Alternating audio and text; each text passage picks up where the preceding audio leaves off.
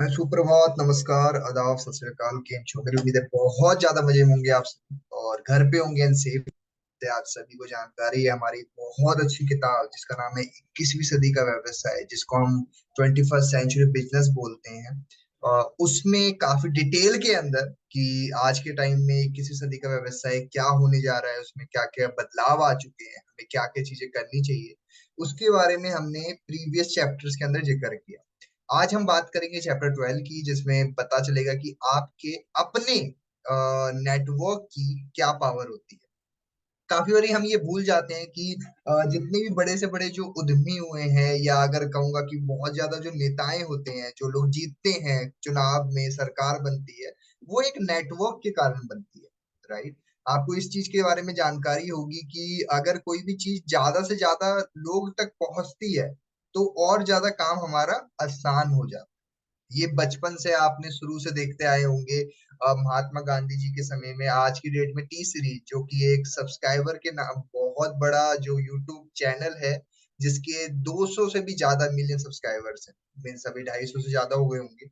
और उस टाइम पे 1947 से पहले से भी उस टाइम पे महात्मा गांधी ने अपना एक नेटवर्क बनाया था। जब उस टाइम नेटवर्क के ना बहुत सारे ऑनलाइन काम नहीं थे, या फिर मैं कहूंगा कि फेसबुक नहीं था, व्हाट्सएप नहीं था, इंस्टाग्राम नहीं था। उन्होंने खाली अपने बोल करके, अपने स्पीच के जरिए बहुत ज्यादा अच्छा नेटवर्क बनाया, जिससे हमारे आजादी में बहुत अच्छा काम आया। राइट। ऐसे ही जैसे आप देख सकते हैं, बहुत ज्यादा जो बड़े से बड़े लोग हैं, चाहे वो अंबानी हैं, बिल गेट्स हैं, जितने भी लोग, मार्क जुकरबर्ग हैं, ओके, आप इन सभी को जानते हैं, इन सब का एक नेटवर्क। राइट। अब हम बात करेंगे कि नेटवर्क कितना ज्यादा आपको हेल्प करेगा। इस चैप्टर के अंदर बहुत अच्छे से रॉबर्ट टी कियोसाकी ने बताया है। इसके अंदर क्या बात की जा रही है। जब टी कियोसाकी बताते हैं कि जब उन्होंने 1990 के अंदर, 90 के दशक में, जब व्यवसाय की गंभीरता से जांच की और उसको कह सकते हैं ना कि R&D किया, रिसर्च एंड डेवलपमेंट, उसके बारे में जानने के बारे में दिलचस्पी दिखाई बिजनेस करने के लिए, तो वहां पे उनको एक नेटवर्क शब्द का इस्तेमाल किया जाता था। जब वो इस चीज में दिलचस्पी दिखाते थे, तो उन्हें यहाँ पे समझ में आता था कि उनके जो रिच डैड हैं, वो हमेशा कहते थे नेटवर्क के बारे में।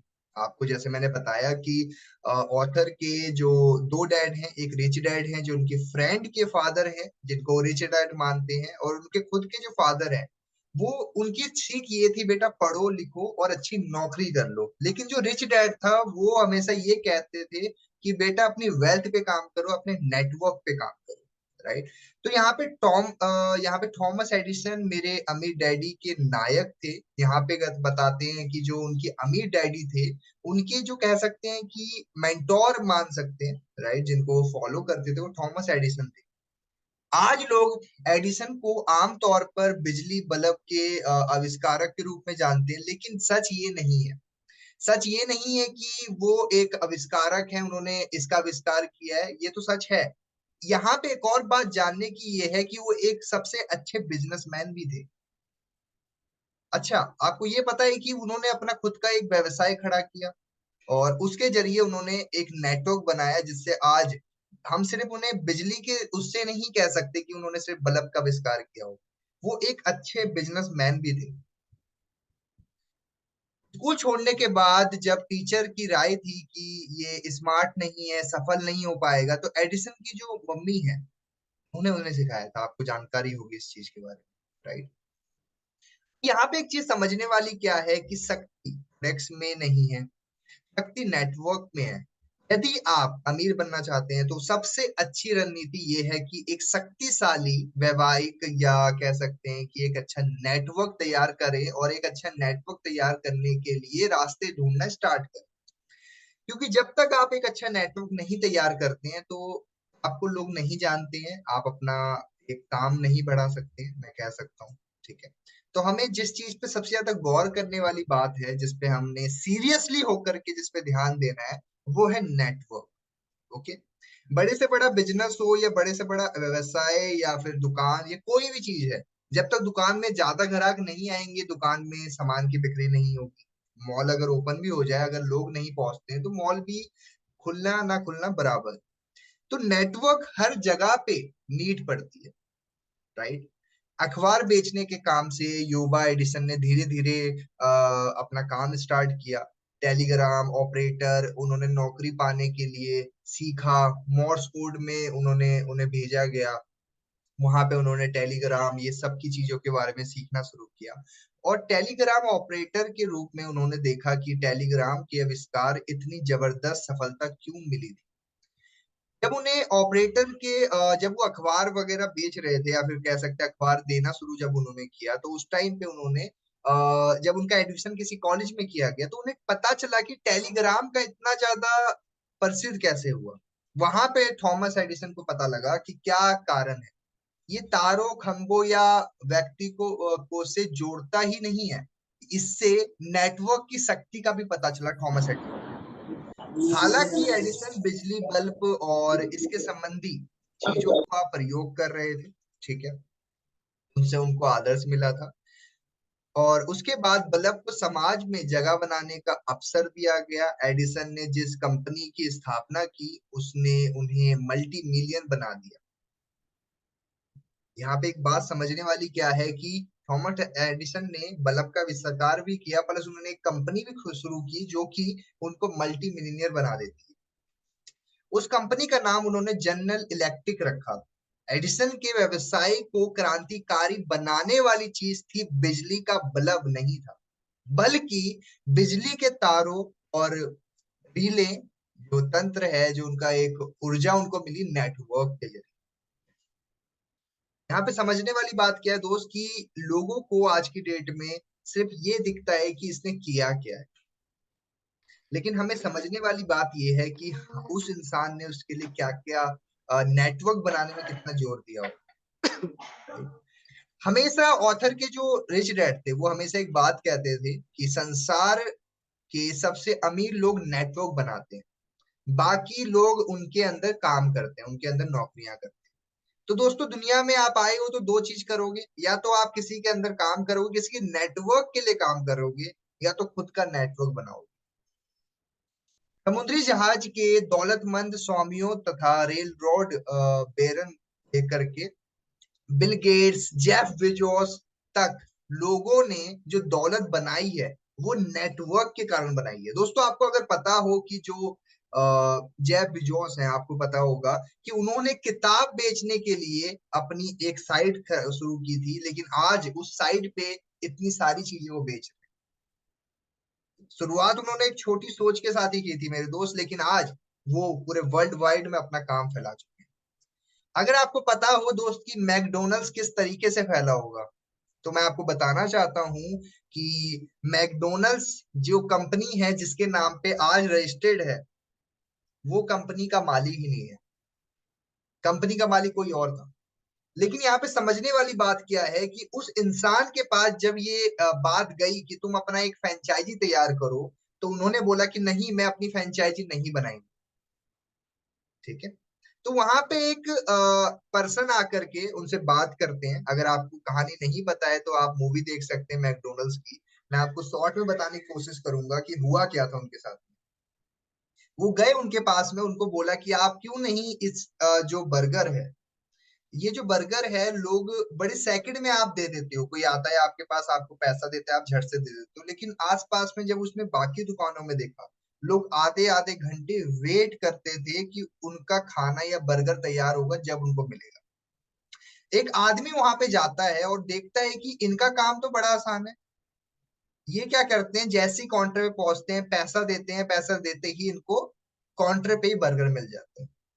तो उस इंसान को ये बात बड़ी चुभ जाती है दिमाग में कि यार ये ऐसा करते क्या है कि इनका काम इतनी जल्दी बढ़ रहा है, इतनी जल्दी बर्गर दे देते हैं। तो ये अमेरिका के अंदर सिर्फ एक दुकान नहीं होनी चाहिए, और भी ऐसी दुकानें होनी चाहिए जिसके जरिए ये दुकान काम करेगी। तो ये आइडिया जाकर के जब वो और उनको बताते हैं, तो वो कहते हैं कि आप फ्रेंचाइजी एक खोल लीजिए, लेकिन और मत खोलिए, ऐसे करके वो बात वगैरह होती है। तो वो करते क्या है, एक फ्रेंचाइजी से खोलते खोलते खोलते पूरे अमेरिका के अंदर वो फ्रेंचाइजी खोल देते हैं। और आज दोस्तों आपको जान के हैरानी होगी, 100 से ज्यादा फ्रेंचाइजी है मैकडोनल्ड्स। तो कैसे हो पाया ये? एक नेटवर्क के जरिए ही हो पाया, राइट। अगर आपको पता होगा दोस्तों, फेसबुक जो था एक डेटिंग साइट थी, जिसको बनाया गया था मार्क जुकरबर्ग के द्वारा। और आज आपको जानकारी, बड़ी सिंपल सी बात है, आज आप सभी के सभी एक फ्रेंडशिप जोन की तरह उसको यूज करते हैं, राइट। तो एक सोच के साथ ही कोई भी चीज का आविष्कार होता है, कोई भी चीज की शुरुआत होती है, राइट। आगे बढ़ते हैं। नेटवर्क की बहुत पावर है। जब आप इन चीजों को समझते हैं तो आपको एक चीज की तो नजर देना बहुत ज्यादा जरूरी है। लाखों लोगों से आप अपनी बात पहुंचाने का जरिया है नेटवर्क। ओके। यहाँ पे मैटकॉफ का नियम बताया हुआ है, तीन कॉम स्थापन। थोड़ा इसको समझते हैं। दूसरे शब्दों में अगर मैं कहूंगा कि नेटवर्क का आर्थिक मूल्य ये है कि नेटवर्क का उपयोग करने वाली संख्या वर्ग बराबर होती है। ओके। नेटवर्क जितना ज्यादा आप फैलाते हैं उतना ज्यादा काम बढ़ता है। टेलीफोन नेटवर्क के बारे में सोचें, यदि संसार में सिर्फ एक ही टेलीफोन होता तो क्या वास्तविक में सब लोग बात कर पाते आज की डेट में? इसका जवाब है नहीं। सबके हाथ में टेलीफोन होने के लिए नेटवर्क की बहुत ज्यादा जरूरत पड़ती। यदि पूरे संसार में सिर्फ आपके पास होता तो आप किसे फोन करेंगे? सिर्फ आपके पास ही फोन होता तो आप किसको फोन करते? तो दोस्तों, फोन को फैलाने के लिए नेटवर्क का रोल आ जाता है, राइट। जिस पल आप एक और जो फोन जोड़े दूसरी और बात करने के लिए, दूसरी और बात जोड़ने के लिए उसके हाथ में भी फोन होना बहुत ज्यादा जरूरी है। इसके कारण ही नेटवर्क की हम अहमियत को समझते हैं दोस्तों, राइट। मैटकॉफ का नियम यही बताता है कि आपका जो नेटवर्क है, मूल्य उसकी तेजी से बढ़ जाता है, यानी चार और आपका जो है काम बढ़ता रहना चाहिए।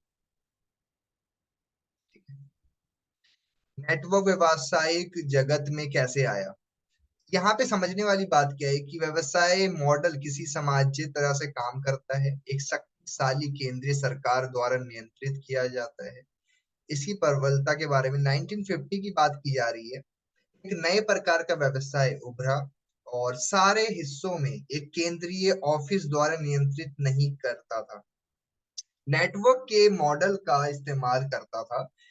ये विचार इतना क्रांतिकारी था कि लोगों को आलोचना, अमेरिकी संसद और गैर कानूनी घोषित कर दिए गए, ठीक है। और बहुत सारे लोगों ने मना कर दिया गया था। इवन अगर आपको इस चीज के बारे में पता हो कि जो जेफ बिजोस है, जब उन्होंने अपनी कंपनी शुरू कर रहे थे तो उस टाइम पे बहुत सारे लोगों ने उनको बोला कि तुम्हारी कंपनी बेकार है, नहीं चलेगी, ऑनलाइन किताबें कौन बेचता है आज की डेट में।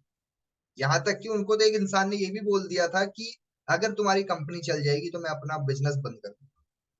लेकिन हुआ क्या? उन्होंने काम को किया और करते करते दोस्तों ऑनलाइन साइट बनाया ताकि लोगों तक जल्दी से जल्दी किताबें पहुंच पाए। नेटवर्क की वैल्यू वही इंसान समझ सकता है जो इंसान उसके बारे में सोचना शुरू कर सकता है, राइट। रॉबर्ट ने सही कहा, ये अलग तरीके का कमीशन का भुगतान करने की मामला नहीं है। मार्केटिंग की जिम्मेदारी किसी दूसरे पक्ष पर डालने की बात नहीं। ये दरअसल व्यवसाय को देखने का एक बिल्कुल ही अलग तरीका है। ऐसा तरीका जो वैवाहिक विज्ञापन नीति के जरिए औद्योगिक रूप से अर्थव्यवस्था के प्रदर्शित करता है। ओके। यहाँ पे अब बात करेंगे हम फ्रेंचाइजी के बारे में। फ्रेंचाइजी के बाद नेटवर्किंग के बारे में, व्यवसायों के विकास के अलग कदम आए हैं। 1960 के दशक में उठाया गया, 1970 से 80 के दशकों में रफ्तार से फ्रेंचाइजी बिजनेसों का शुरू हुआ। जो मॉडल है फ्रेंचाइजी बिजनेस शुरू हो पाया, ठीक है। मूल फ्रेंचाइजी मॉडल की तरह ही इस नए व्यवसाय में काफी आलोचना हुई गई। अब देखो, सिंपल सी बात है, जब कोई नई चीज मार्केट में आती है ना, तो बदलाव लेके आती है। अब मान के चलिए कि आपकी आदत है बचपन से कि आप पेंसिल से लिखते हो, और जब आप बड़े हो गए आपको बोला गया आप पेन से लिखना शुरू कर दो, तो बदलाव हर किसी को पसंद नहीं आता। इसका सिंपल सा यही कहना है कि अगर आपको बदलाव करना है तो उसकी शुरुआत करना शुरू करें, ठीक है। दोस्तों, हमने इस चैप्टर के अंदर एक बेसिक चीज के बारे में जानकारी ली कि नेटवर्क होना कितना ज्यादा जरूरी है, राइट। अगर आपको यहाँ तक क्लियर है, अगर आपको समझ आ चुका है, तो फटाफट से चैट बॉक्स में या फिर इनबॉक्स में बताओ।